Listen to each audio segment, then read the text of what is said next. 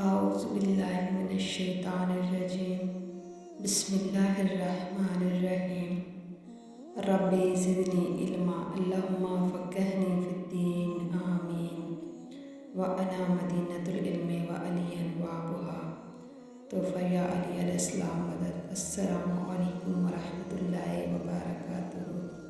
ناظرین، آج حضرت پاک محمد صلی اللہ علیہ وآلہ وسلم کا معجزہ میں آپ کو سناؤں گی۔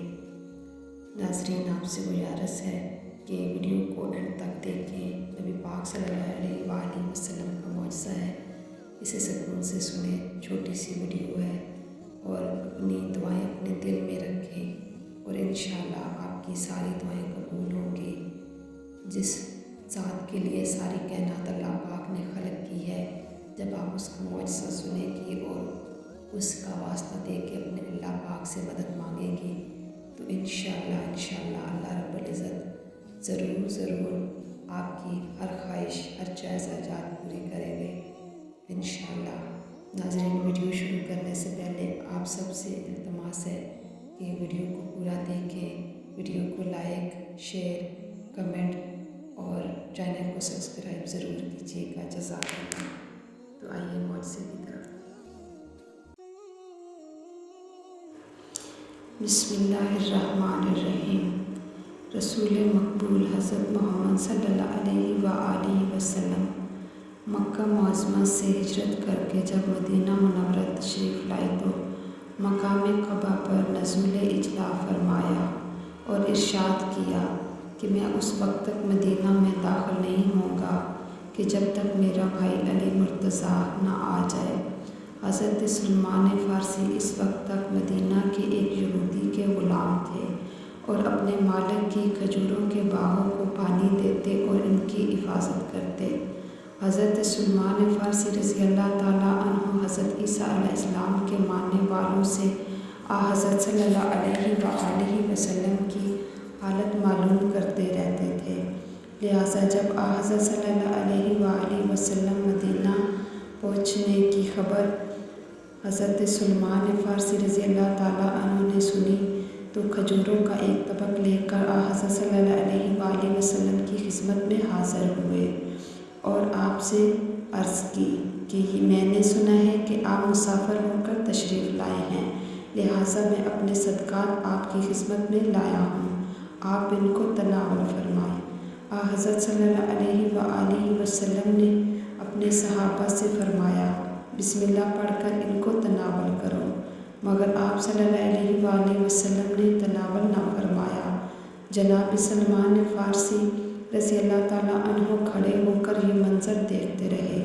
خالی تھال لے کے جانے والے تھے تو یہ بولتے ہوئے جا رہے تھے کہ ایک علامات تو معلوم ہو گئی ہے۔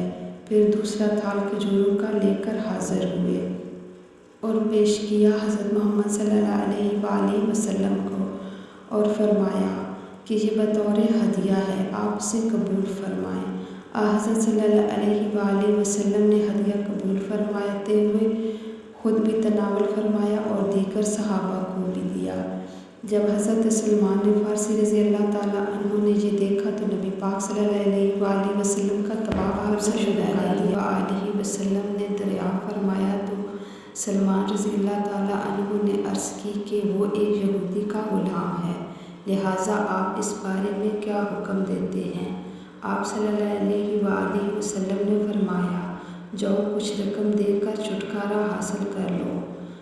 سلمان محمدی رضی اللہ تعالیٰ عنہ یہودی کے پاس جا کر کہنے لگے کہ چنانچہ میں اب مسلمان ہو گیا ہوں اور نبی پاک صلی اللہ علیہ وآلہ وسلم کی پیروی شروع کر دی ہے، اس لیے مجھ سے کچھ لے کر مجھے آزاد کر دو۔ یہودی نے کہا، اس شرط پر تمہیں آزاد کروں گا کہ تم 5 سیدھی کھجوروں کی گٹھلیوں کو لگاؤ، جب وہ بڑھ کر پھل دینے لگے تو میرے حوالے کر دینا اور اس کے علاوہ 40 اوقات سونا بھی دو، تب میں تمہیں آزاد کروں گا۔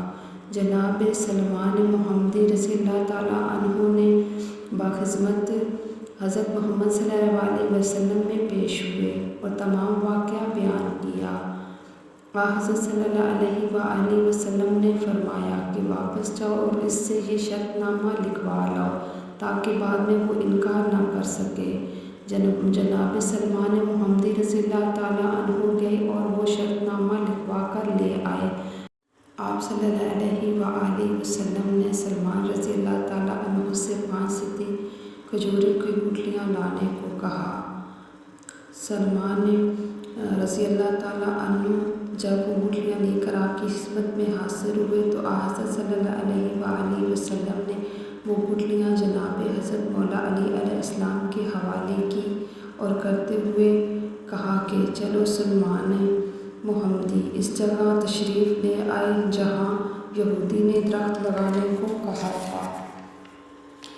سرکار دو جہاں حضرت محمد صلی اللہ علیہ وآلہ وسلم اس جگہ پر اپنی انگشتری مبارک سے زمین میں شکاف کرتے جا رہے تھے اور کہتے تھے اس میں گٹھلی ڈالتے جاؤ اور ساتھ ہی آپ اس پر مٹی ڈال کر 2 انگشتریوں کو ہٹاتے تو وہاں پانی کا چشمہ جاری ہو جاتا جس سے وہ جگہ سیراب ہو جاتی۔ پھر آپ حضرت صلی اللہ علیہ وآلہ وسلم دوسری جگہ چلے جاتے اور یہی عمل کرتے۔ جب دوسری جگہ گٹھلی بوتے تو پہلی جگہ ایک درخت اگ آتا جس میں خرمے لگے ہوتے۔ اللہم صلی علی محمد وآل محمد وعجل فرج آل محمد۔ اسی طرح رسول خدا صلی اللہ علیہ وآلہ وسلم نے 5 سیدھی کھجوروں کی گٹھلیاں لگائی، تمام کھجوریں پھلدار درخت بن گئی۔ اللہم صلی علی محمد